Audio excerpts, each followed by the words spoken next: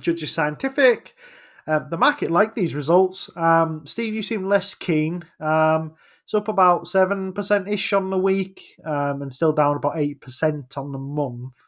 I'll have a look at them here, Steve, and I guess you can tell me where I'm wrong. Revenue was down 1.9% to 133.6 million. Yeah. Well, no, let me continue. Pre-tax profit fell 3% to 13 million. That bit. Order intake up 7%, but it was actually only 2% if you exclude a large contract that they took on. Dividend of 74.8p per share. You add that to the interim, you're going to get a lift of about 10% to just over £1 a share.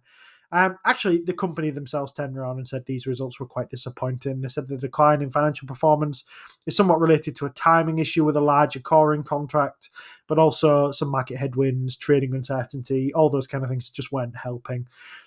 They said that, and I quote, "It's disappointing in the context of the group's long-term compound organic revenue growth.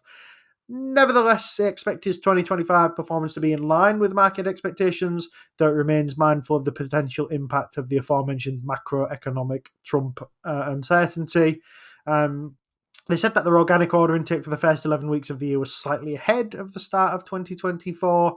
And Chair Alex Hambro, who I think is on his way out, said previously announced the group had a difficult trading year in 2024, driven by a delay of a geotech coring expedition and general weakness in order intake, particularly from China. M&A activity was buoyant with 3 acquisitions completed, and it was pleased to see our cash conversion restored to normal levels. Some new people in the business, Steve, a couple in from Halma, which is a business we both like. One is a COO and one is a business development director. I think they're quite positive moves. I would expect some growth this year, Steve. I think both organically and from some M&A.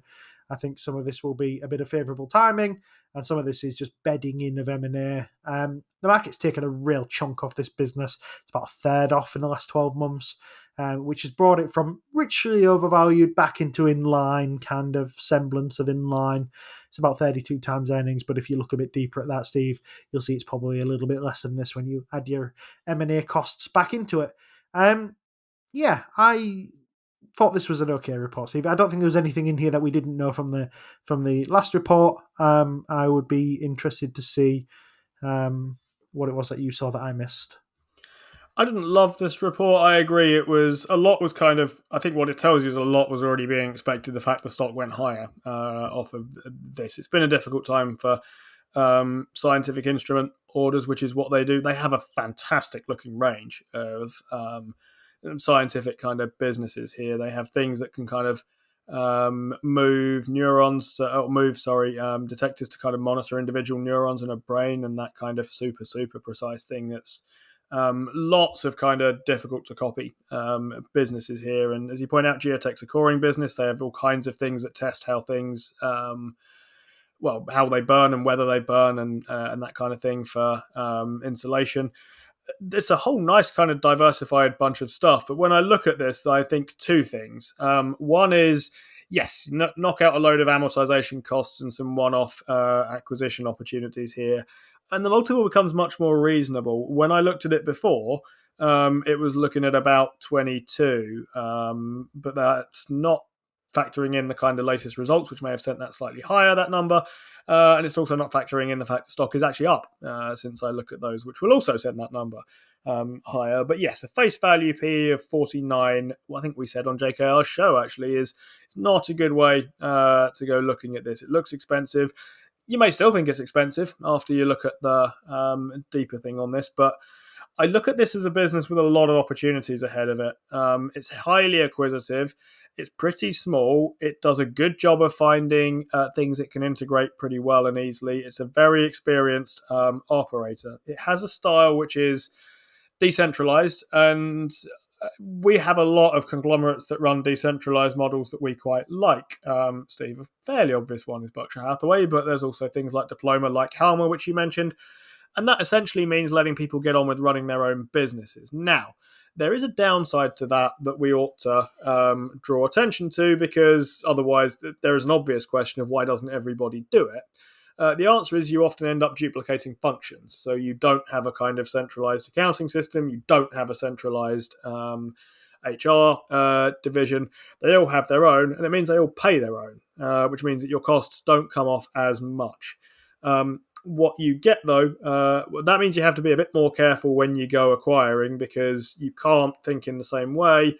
Well, look, we can pull about a third of the costs out of this business so we can pay a slightly higher multiple. But when I look at the multiples Judges has been paying for its acquisitions recently, they're very low for kind of established businesses that are tricky to disrupt.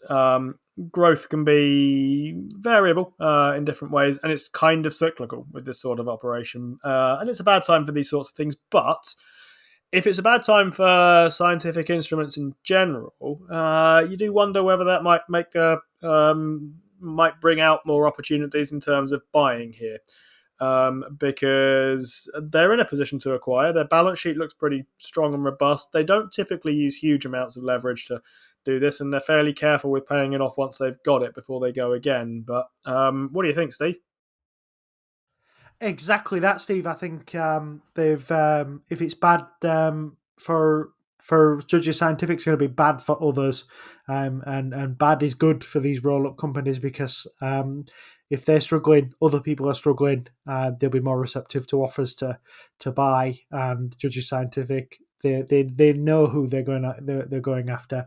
They know the prices of these companies has probably gone down in line with Judges Scientific's price. So yes, I think they will. They'll have their eyes on some companies this year, Steve. I think they'll have some eyes on some companies that maybe previously thought was slightly out of their wheelhouse, slightly out of where they would like to take their balance sheet, and all of a sudden they think, well, with Judges down 30%, some of these companies probably have a 30% shaving to their value as well. So I would expect them to be busy. I would be worried about them if they weren't busy this year, Steve, because in terms of their industry, there was a little bit of blood on the streets, and it would be good for them to go out and buy that. It reminds me of that company who was it? Was it Match Group, who had a massive cash balance and their share price dropped 80 something percent, and somebody said, "Are you going to do buybacks?" And they were like, "Oh no, we won't be buying the stock around here." And you think, well, if you wouldn't be buying it, why should we? You know what I mean? And it's the kind of opposite of what I think where Judges should go. I think, there's blood on the streets. They need to go, and start tapping up new businesses to buy.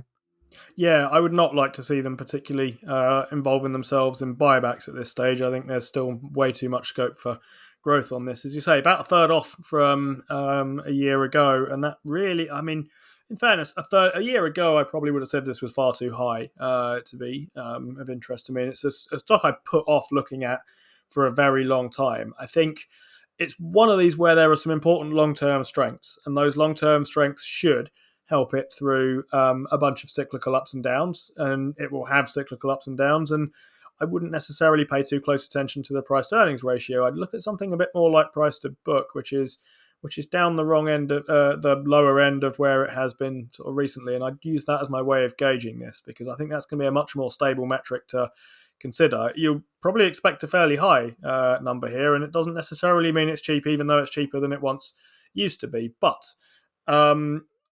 one of the things that really stands out here, I think, is the way people talk about doing business with Judges. They have a very, very good reputation as an acquirer. They don't try and chip deals late on, and they're very straightforward to work with.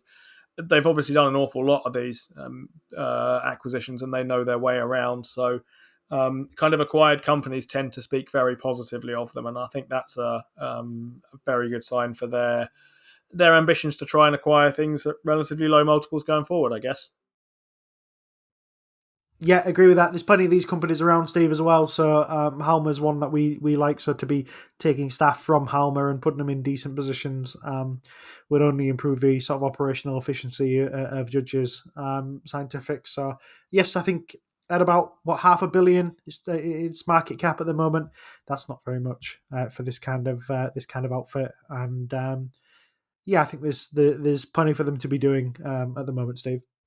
Of course, it's in the Brit box, which means that it's in trouble and has been going down recently, because nearly everything in that operation has. But I've been buying outside of my ISA, because my ISA allocation doesn't allow me to fit it in there. But that might find its way in there next year, potentially. I think it's not so long until that's a more pressing concern. You've been watching a segment from the Playing FTSE show, brought to you in association with our favourite broker, Trading 212.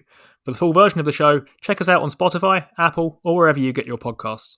And if you open a new account with Trading 212 using the link in the description, there's a free fractional share in it for you. Just make sure that you use the code FTSE when you sign up. Terms and conditions apply, and do remember that when investing, your capital is at risk.